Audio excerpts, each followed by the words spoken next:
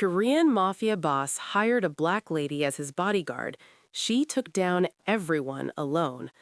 On a cold winter evening in the heart of Seoul's Bangnam district, Kim Jae-hyun, a powerful Korean mafia boss, stood in his penthouse office overlooking the glittering city lights. His trusted advisor had just been killed, and threats against his life were multiplying by the hour. Then Jae-hyun received an unexpected file, a dossier about an unconventional candidate for his personal security detail. Before he could dismiss it, his assistant insisted he watch the attached surveillance footage, and just 30 seconds into the video, he witnessed something that made him lean forward in his chair, completely transfixed.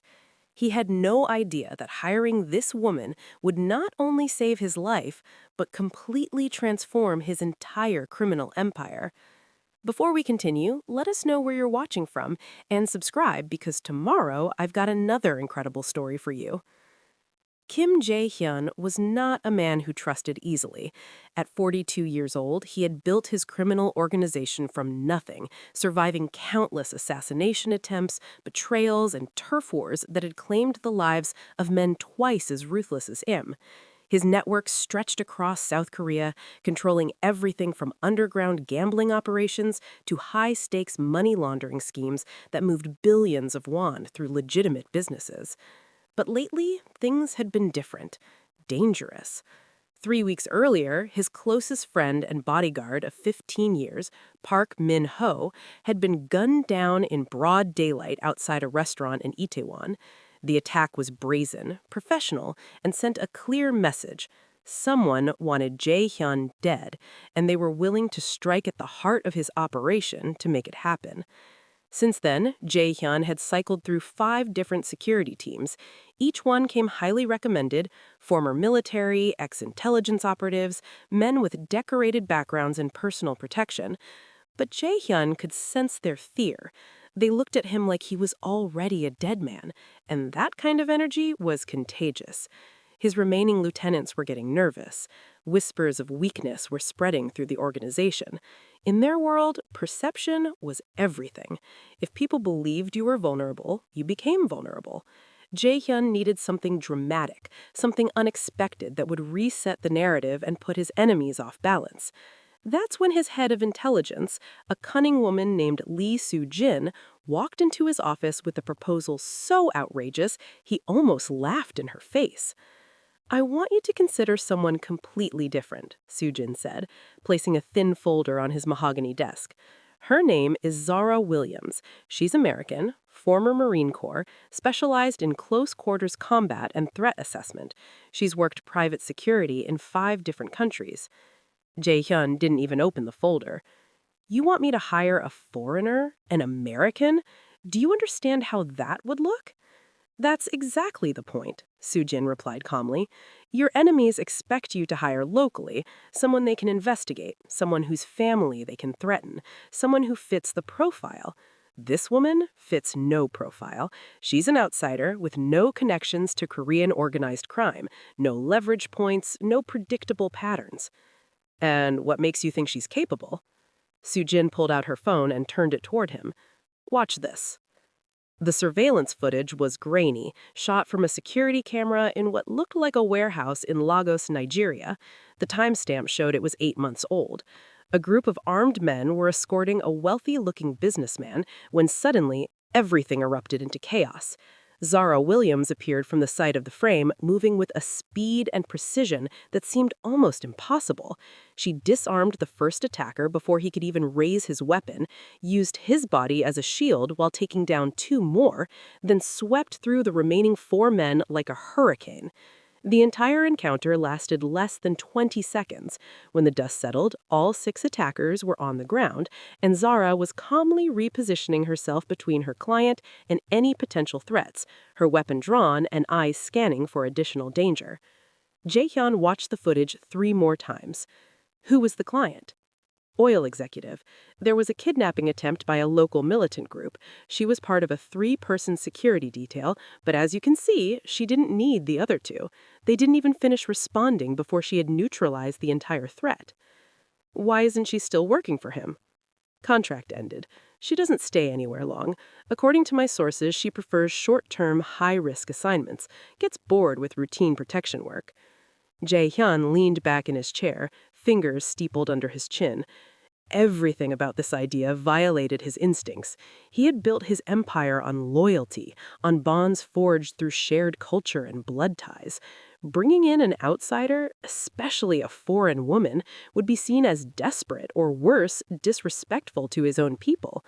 But as he watched the footage one more time, he couldn't shake the feeling that Soo-jin might be right. His enemies would never see this coming. Set up a meeting, but tell her nothing about who I am or what this is really about. I want to see how she operates when she doesn't have all the information. 2 days later, Jae-hyun found himself in an upscale hotel lobby in Gangnam, dressed in a simple business suit rather than his usual expensive attire. He had come alone, against the protests of his remaining security team, with only a concealed weapon and his instincts to protect him. It was a test, both for Zara Williams and for himself. If he couldn't handle a simple meeting without an army of bodyguards, maybe he really was finished. Zara arrived exactly on time, not a minute early or late. Jae-hyun spotted her immediately, even though she made no dramatic entrance. She was tall, nearly 6 feet, with an athletic build that was evident even under her leather jacket and dark jeans. Her hair was pulled back in a practical ponytail, and her eyes swept the lobby in a methodical pattern that told him she was cataloging every exit, every potential threat, every anomaly in the environment. She moved through the crowd like water, present but somehow not drawing her attention to herself, despite being one of the few black women in the entire hotel. When she reached his table in the corner of the hotel cafe, she didn't smile or offer her hand. She simply sat down across from him and waited. He appreciated that. No false friendliness, no performance. This was business. "Thank you for coming," he said in English, his accent thick but understandable. "My associate says you have impressive credentials." "Your associate exaggerates," she replied, her voice low and measured. "I'm good at what I do, but I'm not a miracle worker. What exactly do you need?" Jae-hyun studied her face, looking for any sign of nervousness or deception. He found neither. Her dark eyes met his steadily, no challenge in them, but no submission either, just a calm, professional assessment. "I need someone who can keep me alive while I resolve certain conflicts." "What kind of businessman?" "The kind who has enemies." A ghost of a smile crossed her face.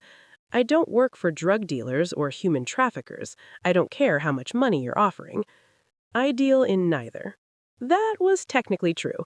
Jae-hyun had many vices, but he drew lines even in his criminal enterprise. "My business involves gambling, loans, and property, but my competitors play rough." "How rough?" "My last bodyguard was killed 3 weeks ago, 5 bullets to the chest outside a restaurant. Professional hit, broad daylight." Zara nodded slowly, processing this information. "And you've gone through how many security teams since then?" "How did you know I've had multiple teams?" "Because you're still alive, which means you've had protection, but you're here interviewing me personally, which means none of them worked out.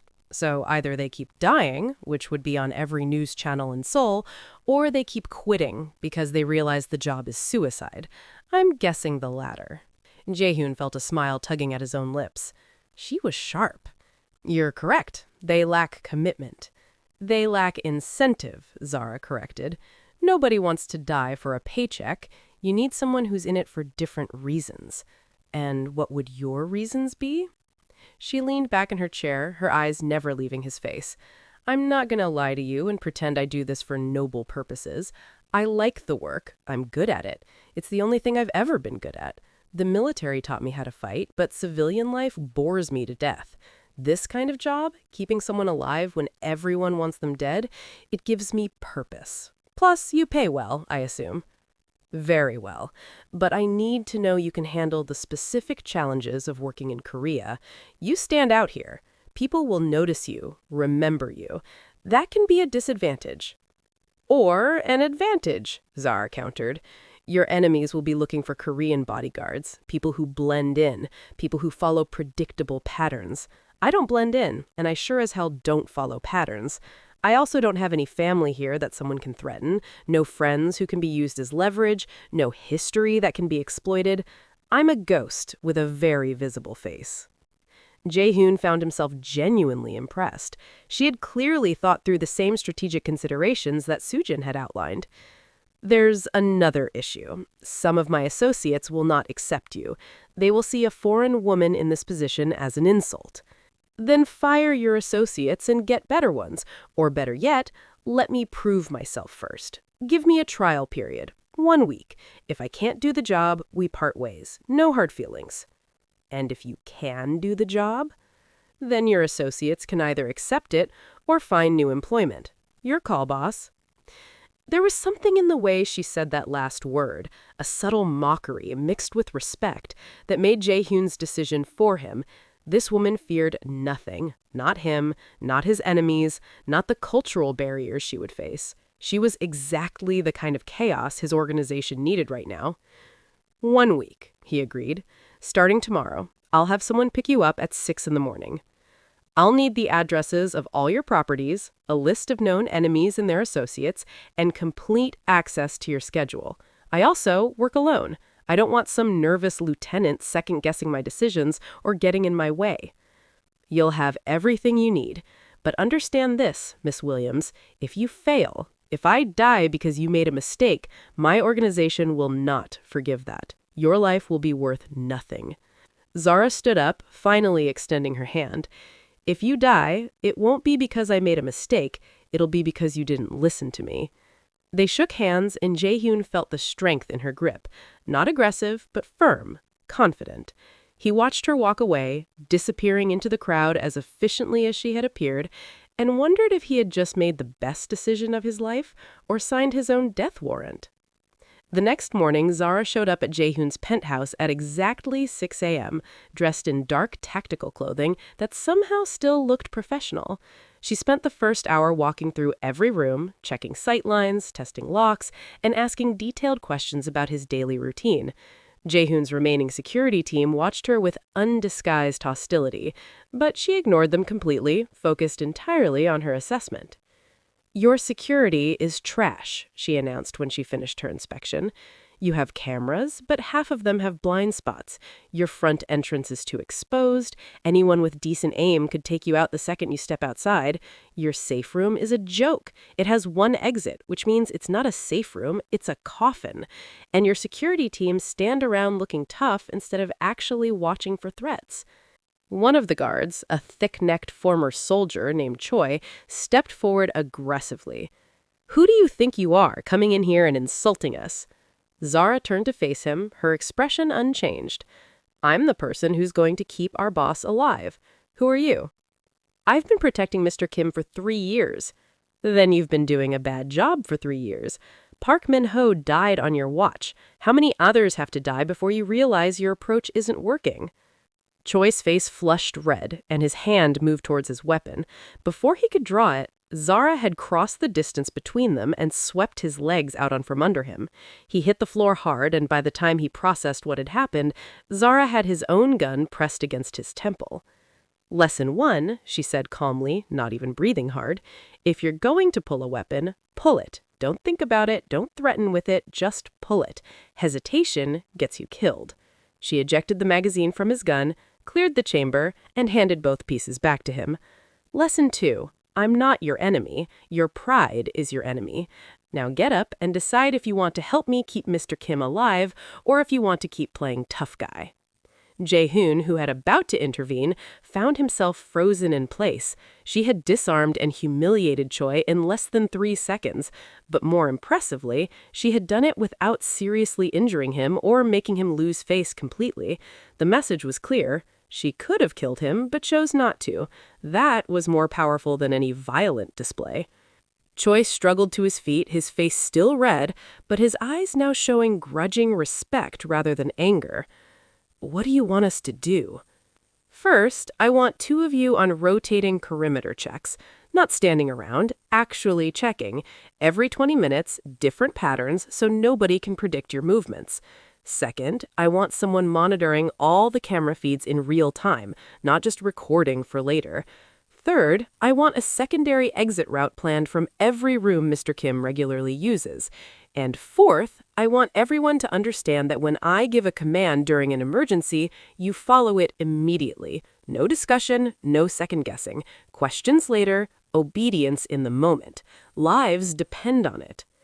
The security team exchanged glances, and I could see them processing the shift in dynamic. I decided to help them along. You heard her. Make it happen. Over the next 3 days, Zara transformed not just the security protocol, but the entire atmosphere of Jaehoon's operation. She was relentless in her attention to detail, catching things that his regular team had missed or ignored. She also proved to be remarkably adaptable to Korean culture despite being an outsider. She learned key phrases in Korean, not to blend in, but to communicate effectively with the team. She studied the city's layout obsessively, memorizing not just main routes, but back alleys, subway connections, and emergency services locations. But more than her technical skills, what impressed Jaehoon most was her psychological insight. She understood that his enemies weren't just trying to kill him, they were trying to break him, to force him to afraid. So she did the opposite of what they expected. Instead of restricting his movements, she convinced him to become more visible, more unpredictable.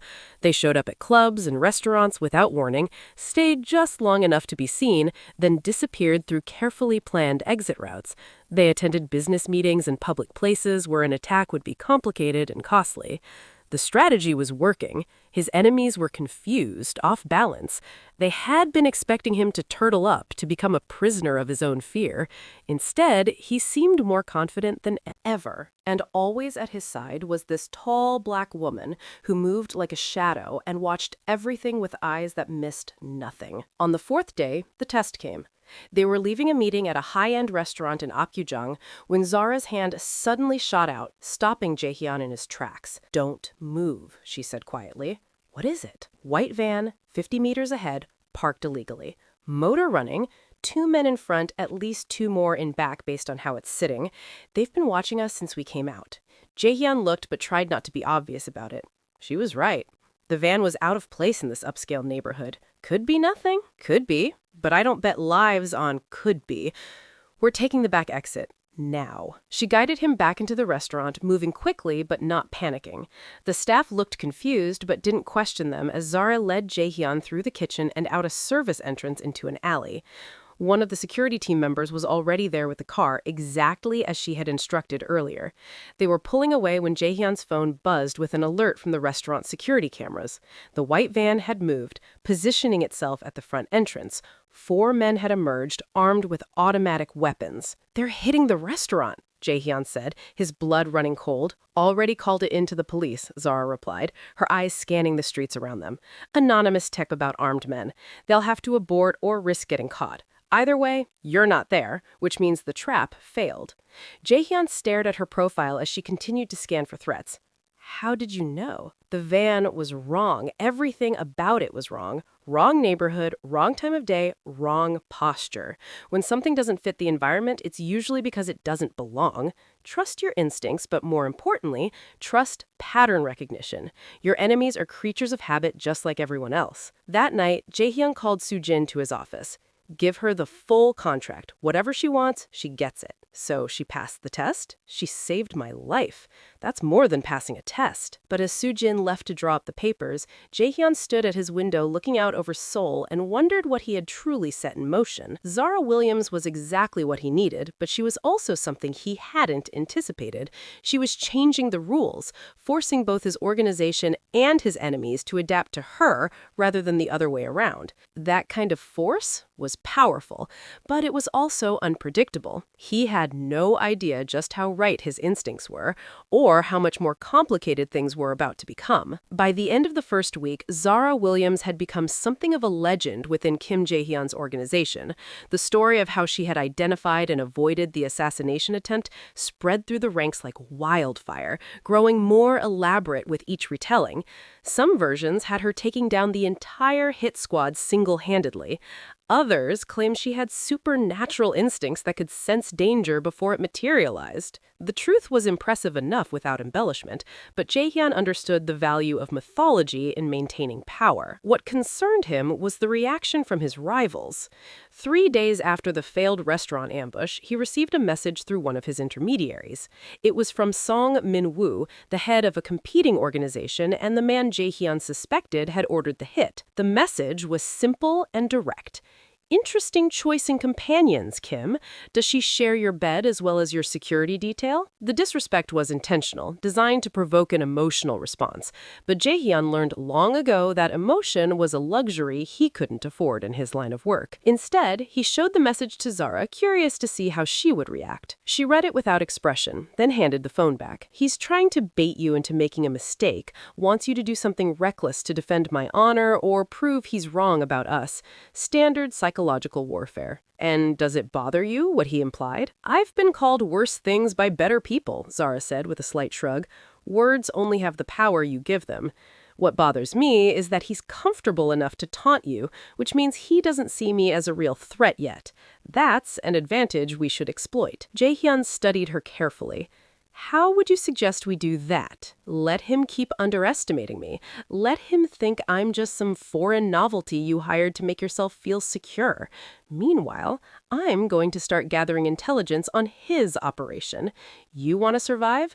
The best defense is knowing your enemy better than they know themselves. Over the next 2 weeks, Zara did exactly that. She used her outsider status to move through parts of Seoul that would have been too dangerous for someone connected to Jaehyun.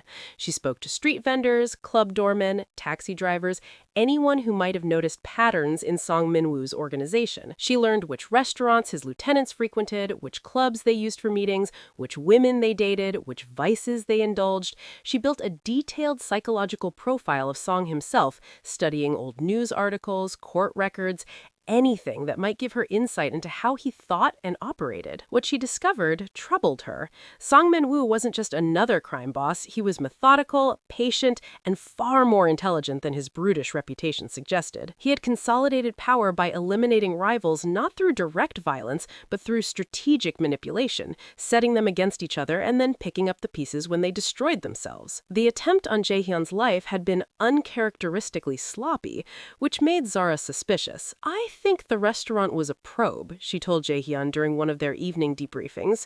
They had fallen into a routine where she would spend an hour each night reviewing the day's events and planning for tomorrow's schedule. She wanted to see how you'd react, test your security protocols, identify weaknesses. Then he failed. We spotted his people and avoided the trap. Did we, though? Or did he want us to spot them? Zara pulled out a map of Seoul she had marked up with various locations. Look at the pattern.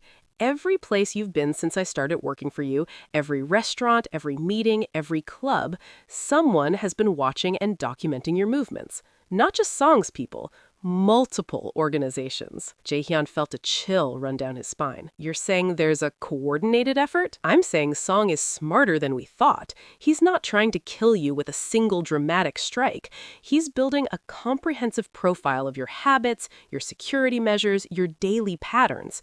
When he finally moves, it won't be a probe. It'll be overwhelming force at precisely the right moment. Then what do? Zara smiled, and there was something predatory in that expression that reminded Jaehyun why he had hired her. We feed him false information. We let him think he's learning your patterns, while we feed him carefully constructed lies. And when he commits his forces based on bad intelligence, we turn his own trap against him. The plan was risky and required extraordinary coordination.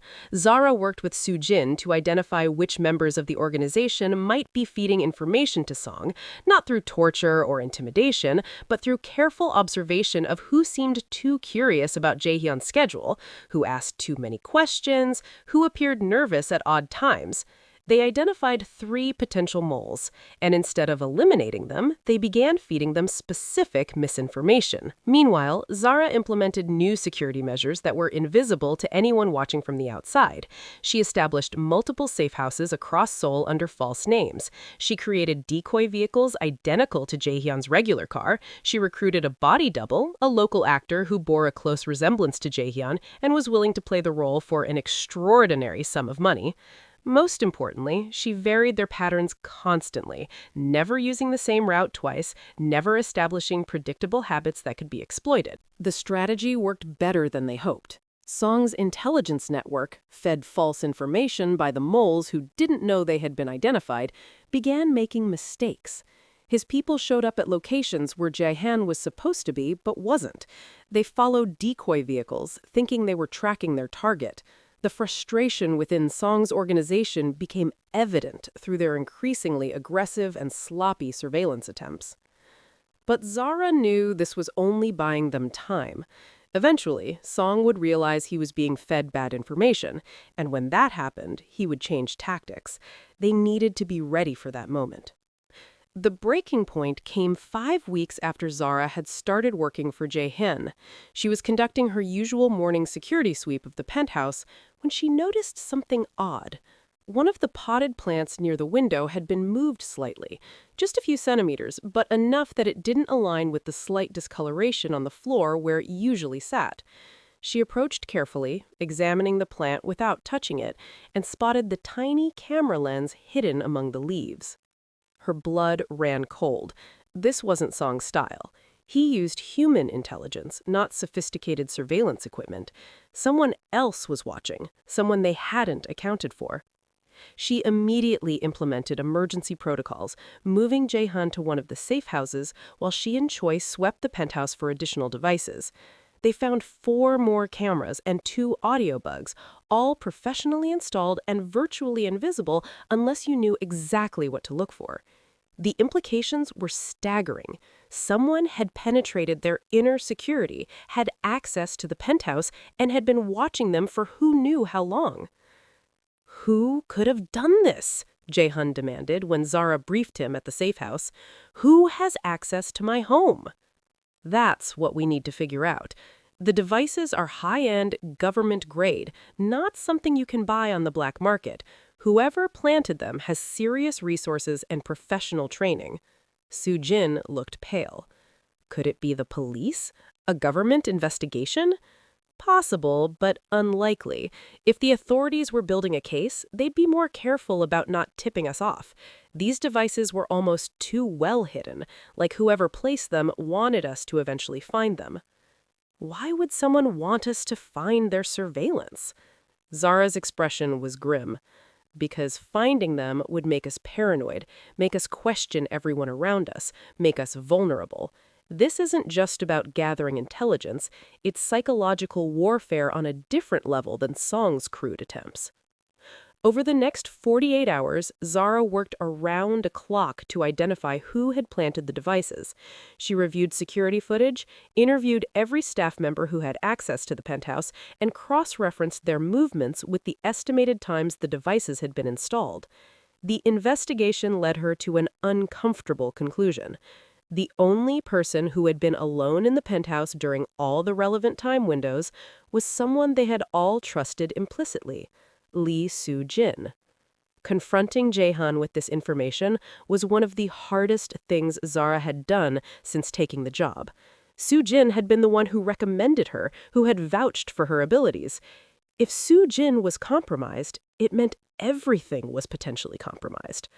"You're wrong," Jae-han said flatly when she presented the evidence. "Soo-jin has been with me for 8 years. She saved my life, protected my interests, proven her loyalty 100 times over." "I know, and I hope I am wrong, but the evidence doesn't lie. She's the only one with access, opportunity, and technical knowledge to plant these devices." "Then we bring her in and ask her directly." "No," Zara said firmly. "If she is compromised, confronting her directly will just alert whoever she's working for. We need to be smarter than that. We need to give her an opportunity to reveal herself." They set a trap. Zara leaked false information to Soo-jin about a meeting that Jae-han would supposedly attend at a specific warehouse in Incheon, a location that was actually abandoned and had been for months. If Soo-jin was feeding information to enemies, they would move on that intel. Then they waited. The wait was agonizing. Jae-han barely slept, pacing his safe house and questioning every decision he had made over the past 8 years. If Sujin had betrayed him, what else had been compromised? How many deals had she sabotaged? How much information had she sold? On the night of the supposed meeting, Zara positioned herself in a building overlooking the warehouse with Choi and two other trusted security members. They had night vision equipment and enough firepower to handle a small army. If anyone showed up, they would document it without engagement. The goal was information, not confrontation. At exactly the time the meeting was supposed to begin, vehicles began arriving at the warehouse. Not Song Min Woo's people as they had half expected, but police. Over 20 officers in tactical gear, setting up positions around the building as if preparing to raid it. Zara's heart sank. This was worse than a betrayal to a rival crime boss. This was betrayal to the authorities. But then something strange happened. The police waited for over an hour, but no one gave the order to move in. They just maintained their positions, looking increasingly confused and frustrated. Finally, after radio communications that Zara couldn't hear, they began withdrawing, packing up their equipment and leaving the scene. "What just happened?" Choi asked, lowering his binoculars. Zara was already on her phone, running through possibilities in her mind. "I think we just witnessed a failed sting operation. Someone told the police Jae-hun would be here, probably with evidence of criminal activity, but there's no meeting, no evidence, nothing to justify an arrest. Whoever fed them the information just made them waste resources and look foolish. Sujin did this to help us? Or someone used Sujin to do this?" Zara's mind was racing. "We need to get back to her immediately. She might be in danger." They rushed back to Seoul, but they were already too late. They found Sujin in her apartment, unconscious, but alive, with a nasty head wound and signs of a struggle. Her laptop was missing, along with her phone and several files she kept at home. When paramedics revived her, she was disoriented and terrified. "They knew," Sujin gasped when she saw Jae-hun. "They knew about the trap. Someone warned them." "Who? Who did this to you?" "I don't know. I was working from home when someone broke in. They knocked me out before I could see their face, but before I lost consciousness, I heard them on the phone. They were speaking Korean, but with a North Korean accent. They said something about the American woman being more dangerous than expected." Zara's pieces clicked into place. The surveillance devices weren't from Song Min-woo or the police.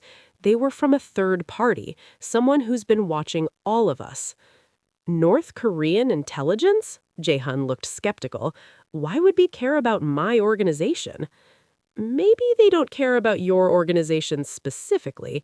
Maybe they care about destabilizing South Korea's criminal networks, which have connections to legitimate businesses and government officials. Create chaos in the underworld, and you create opportunities for infiltration and espionage." This revelation changed everything. Jae-hyun wasn't just dealing with rival gangsters anymore. He was caught in something much larger and more dangerous than a territorial dispute. If North Korean intelligence was involved, the stakes had just escalated beyond anything Zara had prepared for. "We need to go to the authorities," Sujin said. "Tell them what we know." "And admit to our own criminal activities in the process?" Jae-hyun shook his head. "They'd arrest us the moment we walked in." "She's right," Zara agreed. "We can't go to the police directly, but we can feed them information anonymously, point them toward the real threat. Meanwhile, we need to shore up our own defenses, because whoever these people are, they're not done with us." Over the next week, Zara implemented security measures that made her previous protocols look casual by comparison. She assumed every space was compromised, every communication was monitored, and every person outside their core group was a potential threat. They communicated using written notes that were immediately destroyed. They changed locations constantly, never sleeping in the same place twice. They avoided all electronic communication except for carefully crafted misinformation designed to confuse anyone listening. The paranoia was exhausting, but it kept them alive. And slowly, Zara began to identify patterns in their enemies' behavior. The North Korean operatives, if that's what they truly were, seemed primarily interested in gathering intelligence rather than direct violence. They were building cases, documenting connections, mapping networks. That suggested they were planning something larger than just eliminating Jae-hyun. They're going to try to take down multiple organizations simultaneously, Zara explained during a secure meeting in a rented apartment. That's why they've been so careful, so methodical. They want to create maximum chaos all at once. When? Jae-hyun asked. Soon. They've been escalating their operations, taking more risks. The attack on Sujin was desperate, which means they felt their timeline was threatened. My guess is they're planning something within the next 2 weeks. How do we stop them? Zara was quiet for a long moment. We don't. We can't. We don't have the resources or authority to take on a foreign intelligence operation. But what we can do is survive it and use the chaos to our advantage. She outlined a bold plan. They would identify the other criminal organizations that were likely being targeted and warn them anonymously, not out of altruism, but to create a network of people all watching for the same threat. Then, when the operation went down, they would make sure Jae-hyun's organization appeared to be a victim rather than a target, cooperating with authorities and providing information that made them seem like patriotic citizens rather than criminals. You want to turn us into informants? Jae-hyun said flatly. I want to turn you into survivors. Your enemies are too focused on your criminal activities. They're not prepared for you to be flexible, to adapt, to become something different. That's how you win this, not by fighting, but by evolving. The plan required an enormous amount of trust, not just in Zara, but in the idea that transformation was possible. Jae-hyun had built his identity around being a powerful crime boss. Zara was asking him to consider becoming something else entirely, something legitimate, or at least legitimate enough to survive what was coming. The decision point came sooner than expected. 10 days after the attack on Sujin, Zara received word through her network that major police raids were being planned across Seoul. Multiple criminal organizations would be hit simultaneously, with enough evidence to guarantee convictions. The operation was scheduled for 3 days away. Zara moved quickly. She contacted a journalist she had identified as reliable and fed him information about North Korean intelligence operations in Seoul, including locations of safe houses and documented evidence of foreign interference. She couldn't prove everything, but she gave him enough to start asking questions. Simultaneously, she worked with Sujin to create a comprehensive dossier on Jae-hyun's criminal activities, with a twist. Every illegal operation was documented alongside evidence that Jae-hyun had been trying to exit the criminal world, that he had been targeted by foreign intelligence for refusing to cooperate with them, that he had information valuable to national security. It was a carefully constructed narrative that wasn't entirely true, but wasn't entirely false either. When the raids came, they were ready. Police burst into multiple locations expecting to find active criminal operations, but instead found carefully staged scenes of abandonment. Jae-hyun had already begun liquidating assets, closing down operations, and distancing himself from the most obviously illegal activities. When authorities arrived at the penthouse, Jae-hyun was waiting with his lawyer and the dossier Sujin had prepared. I want to cooperate, he told the shocked police commander.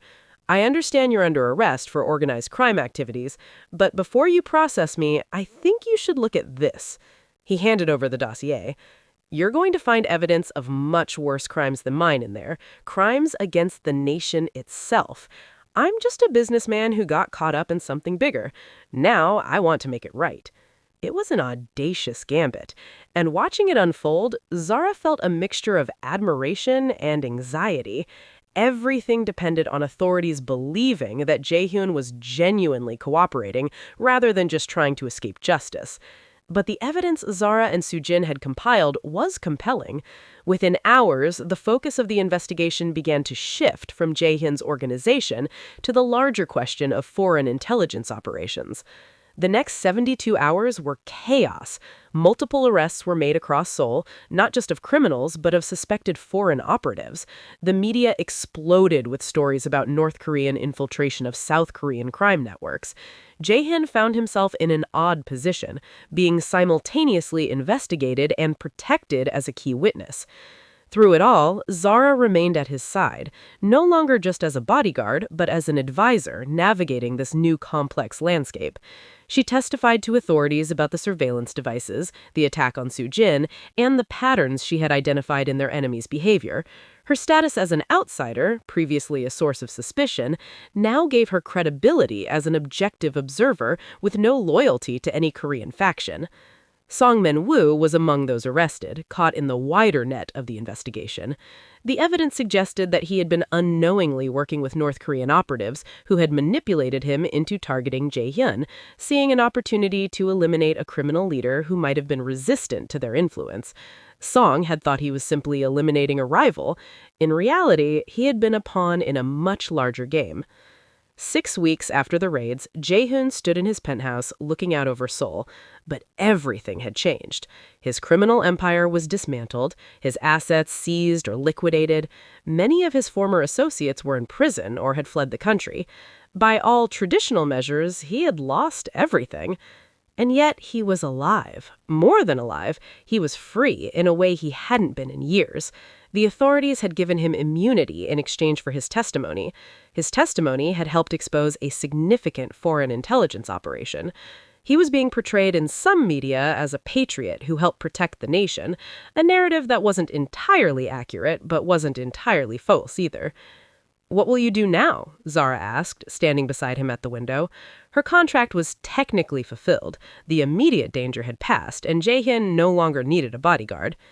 "Start over, I suppose. Jin thinks we can salvage some of the legitimate businesses, build something clean. It won't be as profitable or exciting as before, but it'll be honest work. Will you be able to do that? Live a normal life after everything you've been?" Jae-hyun smiled. "A month ago, I would have said no. I thought I was too far gone, too deeply embedded in that world to ever escape. But you showed me something, Zara. You showed me that transformation is possible if you're willing to be uncomfortable, to let go of old identities and embrace new ones. I just kept you alive. That's all." "No. You're much more than that. You're someone who understands that survival isn't about strength or violence. It's about adaptation, about being willing to change when circumstances demand it. You saved my life not by fighting, but by thinking differently than everyone else." Zara was quiet for a moment, watching the city lights. "So what happens now? With us, I mean. Do you still need me?" "I don't know if I need you, but I know I'd like you to stay, not as a bodyguard, but as a friend, as someone who sees me as I am, not as what I was. There aren't many people left who can do that." She considered this carefully. Her instinct was to move on, to find the next high-risk assignment, to keep running toward danger, because that was the only place she felt truly alive. But there was something appealing about the idea of staying, of seeing if she, too, could transform into something different. "I'll think about it," she said finally, "but I'm not making any promises." "I wouldn't expect you to. You're not the promising type." They stood there together in comfortable silence, two people who had survived something that should have killed them, now facing the much more complicated challenge of figuring out what came next. 2 months later, Zara found herself in an unexpected place, a legitimate security consulting firm that Jae-hyun and Jin had established using the remaining legal assets from the former organization. The firm specialized in threat assessment and protection services for businesses operating in high-risk environments. It was honest work, mostly, though it drew on all the skills and knowledge they had developed in less legal contexts. Zara had become the firm's director of operations, a role that combined her tactical expertise with the strategic thinking she had developed while protecting Jae-hyun. She found herself teaching classes on security protocols, conducting risk assessments, and occasionally taking on personal protection assignments for clients who needed serious expertise. It wasn't the adrenaline rush of her previous life, but it was fulfilling in unexpected ways. She was building something rather than just surviving. She was part of a team rather than operating alone. And perhaps most surprisingly, she was developing genuine friendships with people like Choi, who had gone from resenting her to being one of her most loyal supporters. The story of how a Korean crime boss had hired a black American woman as his bodyguard and how she had saved not just his life, but his soul, became something of a legend in the Seoul's business community. Details were embellished and altered with each retelling, but the core truth remained. An unlikely partnership had survived impossible odds by being willing to adapt and transform. One evening, as Zara was closing up the office, Jae-hyun stopped by with coffee from her favorite shop. It had become a ritual, these evening conversations where they would decompress from the day and plan for tomorrow. "I heard from the prosecutor's office today," Jae-hyun said, settling into the chair across from her desk. "The trials are finally wrapping up. Most of Song's organization got significant sentences. The foreign operatives are being deported or imprisoned. It's really over." "How does that feel?" "Strange. For so long I defined myself by conflict, by having enemies to fight against. Now that it's done, I'm not entirely sure who I am." "You're whoever you choose to be. That's the whole point." Jae-hyun smiled. "You make it sound so simple." "It is simple. Not easy, but simple. You decide what kind of person you want to be, and then you make choices that align with that decision. Some days you'll fail, some days you'll want to go back to old patterns because they're comfortable, but you keep choosing, keep adapting, keep moving forward. Is that what you're doing? Choosing who you want to be?" Zara considered the question carefully. For most of her life, she had been running from something, using danger and adrenaline to avoid thinking too deeply about purpose or meaning. But in the past few months, she had discovered something unexpected. Building something was more satisfying than constantly tearing things down or surviving chaos. "Yeah," she said finally, "I think I am.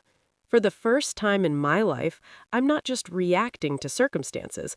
I'm actually making choices about my future. It's terrifying and exciting at the same time." "I'm glad you stayed." "Me too." They sat in comfortable silence for a while, two survivors who had become friends, who had learned that sometimes the greatest strength wasn't in fighting, but in knowing when to transform, when to let go of old identities and embrace new possibilities. Outside, Seoul continued its endless rhythm, millions of people pursuing their own dreams and struggles. Somewhere in that vast city, new conflicts were brewing, new challenges emerging.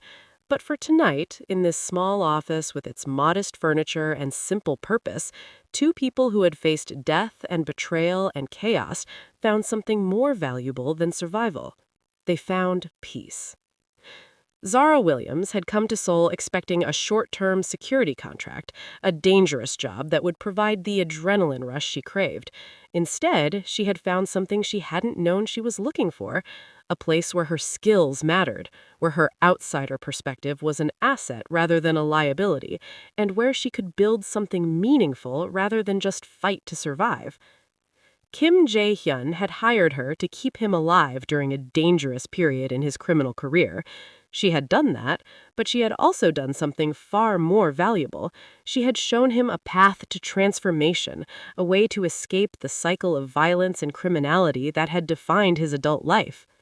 They had saved each other in ways neither had anticipated, and in doing so, they had created something new, a legitimate business built on hard-earned wisdom, a friendship forged in crisis, and a future that was uncertain but full of possibility. The Korean Mafia boss and his black American bodyguard had become business partners and friends, proof that even in the darkest circumstances, transformation was possible for those brave enough to embrace it. As Zara locked the office door that night and walked out into Seoul's glittering streets, she felt something she hadn't experienced in years: contentment. Not the temporary satisfaction of surviving another day, but the deeper fulfillment of building a life worth living. She had taken down everyone alone when necessary, but in the end, she had discovered something more important than being the toughest person in the room. She had learned that true strength came from connection, from transformation, from being willing to change and grow rather than just fight and survive. And that was a victory worth more than any battle she had ever won. The peace lasted exactly 3 months before everything changed again. Zara was reviewing security protocols for a new client when Sujin burst into her office, her face pale and her hands shaking. It was unusual to see the normally composed woman so rattled, and Zara immediately stood up, her old instincts kicking in. What happened? We have a problem. A big one, Sujin said, closing the door behind her and locking it. I just received a package at my apartment. No return address, no markings. Inside was a USB drive and a note. What did the note say? It said, "Your transformation is impressive, but incomplete. Some debts cannot be erased through cooperation with authorities. We will be in touch." Sujin placed the USB drive on Zara's desk like it was a venomous snake. I haven't opened it yet. I came straight here. Zara picked up the drive carefully, examining it for any obvious tampering. Where's Jaehyun? Meeting with potential investors downtown. I already sent Choi to get him. They should be here within 20 minutes. Good. Let's wait for him before we open this. In the meantime, tell me everything about the package. How was it delivered? What the packaging looked like? Any cameras in your building that might have caught who left it? They spent the next 15 minutes going through every detail. The package had been left in Sujin's building lobby, placed on the mailroom counter where residents picked up deliveries. The building had cameras, but Sujin had already checked the footage on her phone. The person who left it wore a motorcycle helmet and gloves, completely obscuring their identity. They had walked in, placed the package, and walked out without speaking to anyone. Professional and untraceable. When Jaehyun arrived with Troy, his face was grim. Tell me this isn't what I think it is. We don't know what it is yet, Zara said, but we're about to find out. She had already prepared her laptop, isolated from any network connections, running security software that would scan the drive for malware before opening any files. Everyone ready? They gathered around her desk as she inserted the drive. The security software took several minutes to complete its scan, then gave a cautious all clear. There was a single video file on the drive, nothing else. Zara opened it. The video showed a dimly lit room, concrete walls, and a figure tied to a chair. As the camera focused, they all recognized the person. Park Jun-seo, one of Jaehyun's former lieutenants who had disappeared 6 weeks earlier. Everyone had assumed he had fled the country when the organization collapsed, trying to escape prosecution. Apparently, they had been wrong. Jun-seo looked terrible. His face was bruised, one eye swollen shut, and his clothes were torn and bloodstained. But he was alive and conscious. A distorted voice spoke from off-camera, clearly electronically altered to prevent identification. Kim Jae-hyun, you think you can simply walk away from your past? You think cooperation with authorities erases years of criminal activity?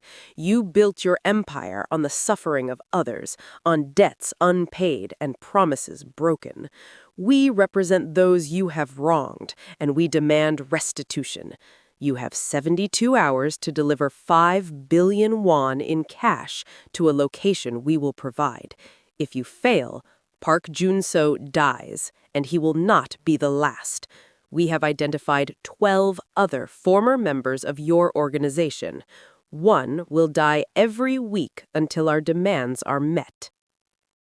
The video ended abruptly, returning to a black screen. The office was silent for a long moment. This is insane, Jaehyun said finally. I don't have 5 billion won. All my assets were seized or liquidated. Everything I have left is tied up in this business. They know that, Zara said quietly. This isn't really about the money. It's about something else. Then what? Revenge, power, making a point. Or maybe drawing you out, forcing you to take action that would violate your immunity agreement. Zara's mind was racing through possibilities. Who are the 12 people they mentioned? Do you know? Jaehyun and Sujin exchanged glances. Most of our former organization either went to prison, fled the country, or transitioned into legitimate work with us, Sujin said. But there are about a dozen who fell through the cracks, people who weren't important enough for the authorities to chase, but who lost everything when the organization collapsed. People who might blame you for their situation? Possibly. But Junso wasn't one of them. He was loyal until the end, helped with the transition, even testified on our behalf. If they took him, it's not because he was guilty of anything, it's because he was vulnerable. Zara stood up and walked to the window, thinking. The kidnapping was sophisticated, but the ransom demand was clumsy. 5 billion won was an enormous sum, but it wasn't impossible for someone with Jae-hyun's former connections to raise.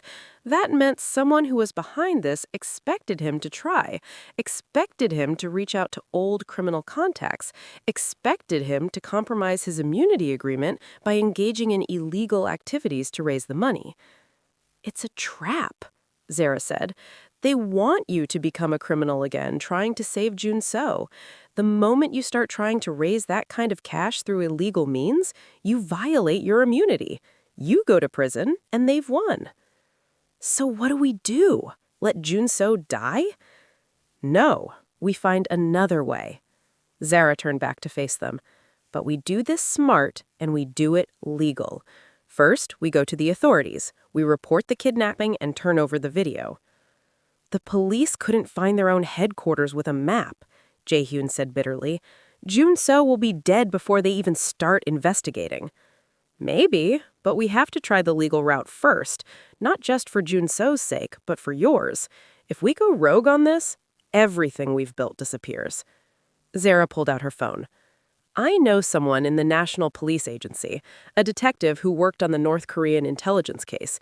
He's smart, and he's not corrupt. We start there. The detective's name was Kwon Min-jae, and he agreed to meet them within the hour at a secure location. When Zara showed him the video, his expression grew increasingly dark. This is a professional operation, he said after watching it twice. The room looks like an industrial space, probably abandoned. The kidnappers are careful about not showing identifying features. But they made one mistake. He paused the video on a frame showing Junso's face. Look at the light coming from the left side of the frame. That's natural light, probably from a high window. The angle and intensity suggest late afternoon, and the color temperature indicates the light is being filtered through industrial glass, the kind used in old factory windows. Can you narrow down locations based on that? Soo-jin asked. Possibly. Seoul and the surrounding areas have hundreds of abandoned factories, but not all of them would have windows at that height and angle. We can create a list of possibilities and start investigating. Detective Kwon looked Jae-hyun directly. But I need to know something. Is there anyone from your former life who would have motivation for this? Anyone you wronged badly enough that they'd go to these lengths? Jae-hyun was quiet for a long moment. There are dozens of people who could claim I wronged them. I wasn't a good man. I hurt people, ruined lives, destroyed families. I can't narrow it down to a single suspect.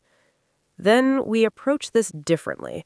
We focus on capability rather than motivation. Who has the resources and skills to pull off a professional kidnapping? That's a much shorter list. Over the next 24 hours, Detective Kwon's team worked around the clock while Zara conducted her own parallel investigation. She reached out to contacts in the private security world, people who tracked criminal activity across Asia. What she learned was disturbing. There had been a series of similar kidnappings across South Korea over the past 6 months, all targeting former criminals who had cooperated with authorities or left organized crime. The victims were always mid-level operatives, people important enough to matter, but not important enough to warrant serious police resources. The ransoms varied, but the pattern was consistent. The families or former associates were given impossible demands that forced them into criminal activity to meet them. It's a systematic campaign, Zara explained to Jae-hyun and Soo-jin in an emergency meeting. Someone is targeting reformed criminals, trying to drag them back into illegal activity. It's a brilliant way in a twisted way. Every time someone commits crimes trying to pay a ransom, it reinforces the narrative that criminals can't really change, that reform is impossible. But why? What's the end game? I think it's political. There's a major reform bill being debated in the National Assembly right now, one that would make it easier for former criminals to reintegrate into society, reduce sentences for cooperation with authorities, provide more resources for rehabilitation programs. If this bill passes, it threatens certain interests. What interests? Private prisons, for one, security companies that profit from high crime rates, corrupt officials who benefit from maintaining the current system, and criminal organizations that don't want their members to think there's a viable exit strategy. Jae-hyun slammed his fist on the table. So Jun So is just a pawn in someone's political game? We all are, but understanding the game means we can change how we play it. Zara's phone buzzed with a message from Detective Kwan. They've narrowed down the location. 6 possible factories in the Incheon Industrial District. They're planning raids tomorrow morning. Tomorrow? Junso doesn't have that long. The deadline is 36 hours. I know. That's why we're not waiting for the police. Zara pulled up a map on her computer. Detective Kwan gave me the locations, unofficially. We're going to scout them tonight, narrow down which one is most likely, and then make a decision. This is insane, Sujin said. You're talking about conducting an unauthorized rescue operation. If anything goes wrong, you'll be arrested. If we do nothing, Jun Seo dies, and Jae-hyun's reputation is destroyed. The media will report that he didn't even try to save one of his former people. That plays right into our enemy's narrative. Zara looked at each of them. I'm going tonight with or without your approval, but I'd prefer to have backup. Choi stepped forward. I'm in. Jun Seo saved my life once. I owe him. 2 other former security team members volunteered as well. Jae-hyun wanted to come, but Zara refused. You're the one person who absolutely cannot be involved in anything questionable. You stay here, maintain your public image, and be ready to provide legal cover if things go wrong. That night, Zara and her small team drove to Incheon, armed with night vision equipment, communication devices, and a detailed plan. They would conduct surveillance only, not engage unless absolutely necessary. The goal was to identify which factory held Jun Seo, so Detective Kwan's official team could conduct the raid properly. The first 3 factories were clearly abandoned, with no signs of recent activity. The 4th showed evidence of homeless people using it as shelter, but nothing criminal. The 5th was empty. That left one location, an old textile factory on the edge of the industrial district. As they approached, Zara felt her instincts screaming that this was the place. There were fresh tire tracks in the dirt road leading to the building. Security cameras had been installed recently, their wiring still bright and new against the weathered concrete walls. Most tellingly, there were lights on inside, visible through cracks in the boarded-up windows. This is it, she whispered into her communication device. Choi, position yourself at the north exit. The rest of you cover the other sides. I'm going in for a closer look. Alone? That's against protocol. Protocol is for official operations. This is reconnaissance by a private citizen exercising her curiosity. The legal distinction was razor thin, but it might matter later. Zara approached the building using shadows and industrial debris for cover. She found an old loading dock with a partially open door, just enough space for her to slip through. Inside, the factory was a maze of old machinery and textile equipment, most of it rusted and deteriorating. But in the center of the space, someone had cleared an area and set up what looked like a temporary camp. She heard voices and froze, pulling back into the shadows. 2 men were talking casually in Korean. Zara's understanding of the language was limited, but she caught enough words to understand they were complaining about having to guard the prisoner overnight. One mentioned wanting to go home to his family. The other laughed and said something about the money being worth a few days of discomfort. Moving carefully, Zara circled around the machinery until she had a clear view of the cleared area. There he was, Park Jun-seo, still tied to a chair, but looking slightly better than he had in the video. Someone had given him water and cleaned some of his wounds.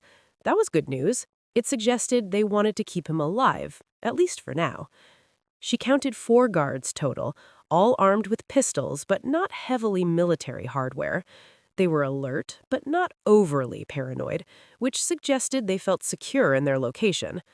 Zara studied the space carefully, noting every entrance and exit, every piece of cover, every potential advantage or disadvantage. A professional rescue would require at least 6 people and careful coordination, but Zara wasn't thinking about a professional rescue. She was thinking about something more direct. She backed out of the factory as carefully as she had entered and rejoined her team outside. I found him. 4 guards, all armed but not heavily. The space is defensible but not ideal for them. We could take it. We're not authorized for a rescue operation, Choi reminded her. We call Detective Kwan now and let the police handle it. If the guards get spooked by police presence and kill Jun Seo before they can be stopped, or if there's a mole in the police department who tips off the kidnappers, we know corruption was part of this whole situation from the beginning. So what are you suggesting? Zara was quiet for a moment, weighing options and consequences. Everything about the situation screamed trap. They wanted her to do exactly what she was considering, to go in aggressively, to take matters into her own hands in a way that would compromise the legal ground they had built. But sometimes the trap was also an opportunity. I'm suggesting we do something unexpected. We don't go in shooting. We negotiate. Negotiate? They gave us demands we can't meet. They gave Jae Hyun demands he can't meet. They didn't give me any demands at all. Zara pulled out her phone. I'm going to call the number that sent the USB drive. I'm going to explain that I know where they are, that police are closing in, and that their best option is to release Jun Seo and escape while they still can. We give them an out. They'll never take it.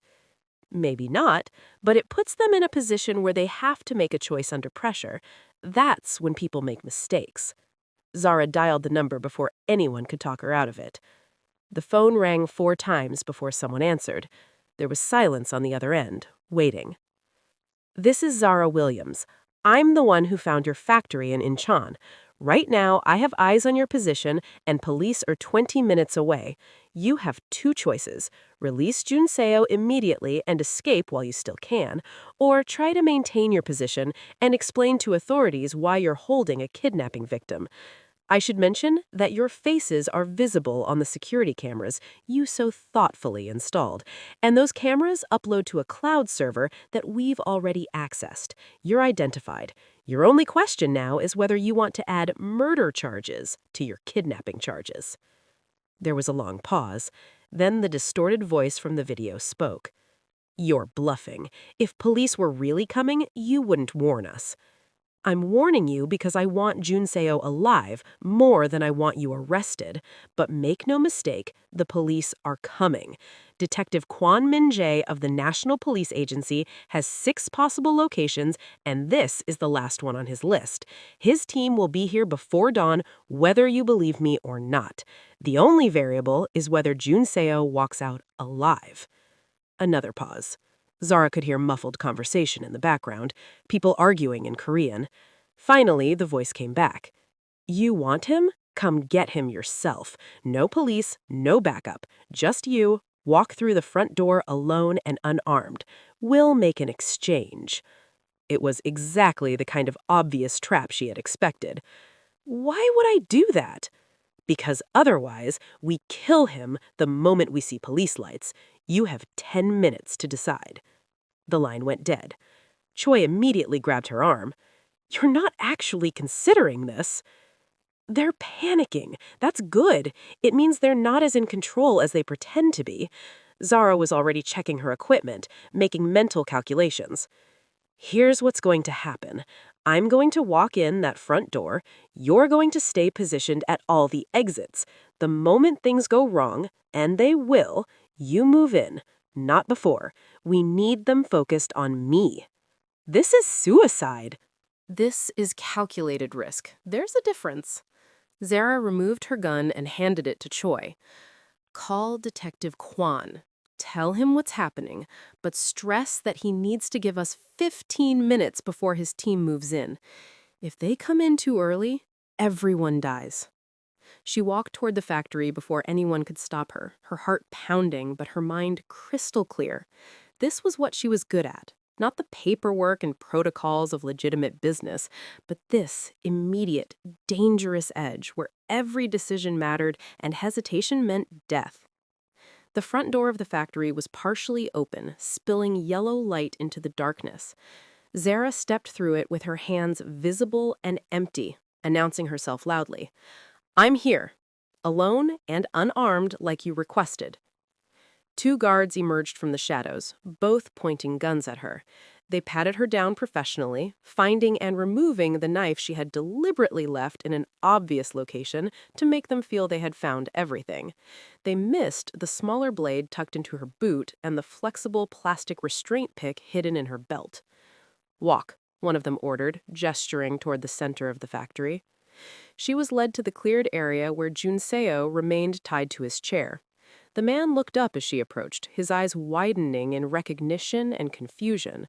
Two more guards waited there, and standing behind Junseo was a fifth person she hadn't seen before, a woman in her 50s wearing expensive clothes that seemed completely out of place in the decrepit factory. Zara Williams, the woman said in an unaccented English, the famous bodyguard who saved Kim Jae-yun.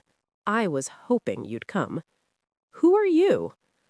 Someone who understands that true transformation requires complete destruction of the old self. Kim Jae-yun thinks he can simply cooperate with authorities and be absolved of his crimes. He's wrong. He needs to understand that his past cannot be erased, only paid for. By killing innocent people? Park Junseo is not innocent. None of you are innocent. You all participated or enabled criminal activity. The fact that you've stopped doesn't erase what you've done. The woman walked around Junseo's chair slowly. I lost everything to Kim Jae-yun's organization. My husband borrowed money from his lenders, couldn't pay it back, and killed himself rather than face the consequences. My son tried to protect me from the collectors and ended up in prison for assault. My entire family was destroyed, and Kim Jae-yun just walks away, cooperates with police, and gets immunity? That's not justice. Zara understood now. This wasn't about money or politics. It was personal. I'm sorry for what happened to your family, truly, but killing Junseo won't bring them back. It won't undo your pain. No, but it will ensure that Kim Jae-yun feels a fraction of what I felt. He'll know that his choices have consequences, that his so-called reformation didn't save anyone. It saved him. It gave him a chance to be better than he was. Isn't that what you want? For people to be better? I want justice. This isn't justice. This is revenge. And revenge never fills the emptiness it promises to fill. The woman's face hardened. Enough philosophy. I brought you here for a simple reason. You're going to call Kim Jae-yun and tell him to deliver the money or I kill both of you. You have 30 seconds. Zara glanced at her watch.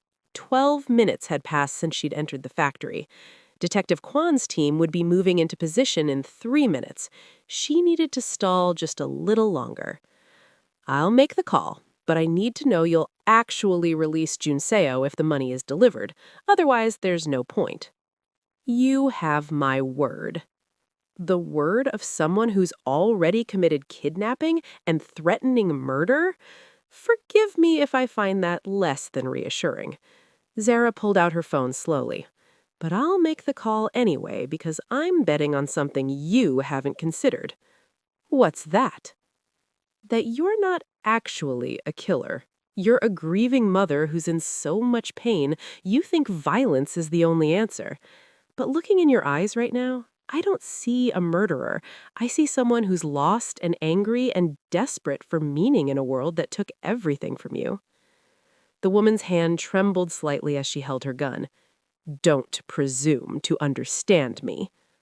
I don't presume anything, but I've seen real killers, and you're not one of them. You organized this elaborate scheme, went through all this trouble, and you still haven't hurt Junseo beyond the initial capture. You fed him, gave him water, cleaned his wounds. Those aren't the actions of someone comfortable with violence. One of the guards shifted nervously. We should just do this and get out of here. Shut up, she snapped. But her confidence was cracking. Outside, Zara heard the faint sound of vehicles approaching. Detective Kwan's team was arriving. She needed to end this now, one way or another. Here's what I think, Zara said, taking a small step forward. I think you wanted Kim Jae-yun to suffer, but you didn't actually want anyone to die. You wanted him to feel helpless, to understand loss, to be forced into impossible choices. Mission accomplished. He's been terrified for the past 72 hours. He's been willing to risk everything to save Junseo. You've made your point. Now make the choice that keeps you from becoming the monster you think he is. Let Junseo go, turn yourself in, and face justice the right way. Don't add murder to your list of crimes. The woman's hand hardened, tears streaming down her face. He deserves to suffer. Maybe, but Junseo doesn't, and neither do you. Please, end this now while you still can. The sound of vehicles was louder now, impossible to miss. The guards were getting agitated, looking at each other and then at their employer, waiting for orders. The woman looked around at the crumbling factory, at Junseo tied to his chair, and Zara standing calmly in front of her, and something seemed to break inside her. I just wanted him to understand, she whispered. I wanted him to feel what I felt. He does. I promise you, he does. The gun lowered slowly. The woman's shoulders slumped. I'm sorry. I'm so sorry. I didn't know how else to make the pain stop. Police burst through multiple entrances simultaneously, shouting commands and securing the scene. Zara raised her hands slowly, making no sudden movements. Choi and his team came in right behind the police, moving immediately to free Junseo from his restraints. Detective Kwan approached Zara with an expression of exasperation mixed with relief. You couldn't wait 15 minutes? Didn't need to. She was ready to surrender. Sometimes the best way to end a hostage situation is to give the hostage taker permission to stop. The guards were arrested without resistance. The woman was led away in handcuffs, looking somehow smaller than she had moments before. Junseo was checked by paramedics, but cleared to leave after treatment for minor injuries. Through it all, Zara stood to the side, giving statements to police and trying to process what just happened. By the time they returned to Seoul, dawn was breaking over the city. Jae-yun met them at the office, his face haggard from a sleepless night. When he saw Junseo alive and walking, he actually broke down crying, something I'd never expected to witness. Thank you, he said to Zara, his voice thick with emotion. Thank you for not giving up on him. Thank you for not asking me to break the law to save him. That took more courage than you know. Over the following weeks, the full story came out. The woman's name was Han Mi-soon, and her tale of loss was even more tragic than she had initially revealed. She had organized the kidnapping campaign with help from others who had suffered at the hands of various criminal organizations, people who felt the justice system had failed them. Most were motivated by pain rather than malice, desperate for acknowledgement of their suffering. The case became a sensation in Korean media, sparking serious debate about criminal justice reform, victim compensation, and the possibility of genuine rehabilitation. Jae-hyun testified at Han Mi-soon's trial, not against her, but for her, explaining his own journey and accepting responsibility for the pain his organization had caused her family. It was a remarkable moment of reconciliation that moved even the hardened prosecutors. Han Mi-soon received a reduced sentence due to the circumstances and lack of actual violence. She would serve time, but she would also receive psychological treatment and victim services that had been denied to her before. It wasn't perfect justice, but it was something. For Zara, the entire experience was transformative in ways she was still processing months later. She had come to Seoul expecting to be a bodyguard, using violence and tactics to protect her client. Instead, she had discovered that the most powerful protection came not from fighting, but from understanding, not from weapons, but from words, not from force, but from empathy. The security consulting firm grew significantly after the Han Mi-soon case, as their approach to conflict resolution became widely recognized as innovative and effective. Zara found herself not just protecting clients, but teaching a new generation of security professionals that true safety came from addressing root causes of violence rather than just responding to threats. One evening, 6 months after the factory incident, Jae-hyun and Zara sat in their office watching the sunset over Seoul. The business was thriving. Jun-so had recovered and was working as a trauma counselor for former criminals trying to transition to legitimate life, and Soo-jin was being courted by the government to help design better rehabilitation programs. "Sometimes I think about that night in the factory," said Jae-hyun quietly. "How close we came to everything falling apart.